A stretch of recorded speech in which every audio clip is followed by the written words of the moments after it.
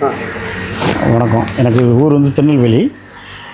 எனக்கு 2017 கல்யாணம் முடிஞ்சுச்சு. நான் குழந்த இல்லை 2 வருஷமாக. அப்போது 2018 சாமி சித்தர் சதுரகிரி சித்தர் வந்து அவங்க பாரதி சேஷாத்திரி மகாலில் முகாம் போட்டிருந்தாங்க.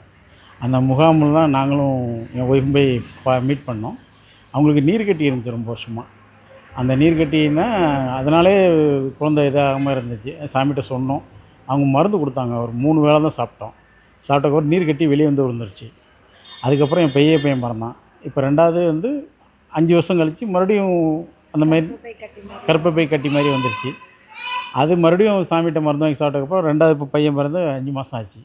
அதனால் சாமி வந்து அவங்க கடவுள் மாதிரி எல்லாம் நல்லா பண்ணுறாங்க. அதனால் நாங்கள் பயன்பட்ட மாதிரி நீங்களும் இந்த பேட்டியை பார்த்துட்டு யாருக்கு இல்லாதவங்களுக்கு இந்த மூலமாக உங்கள் மூலமாக யாருக்கும் ஒரு 4 பேருக்கு நன்மை நடக்கட்டும்.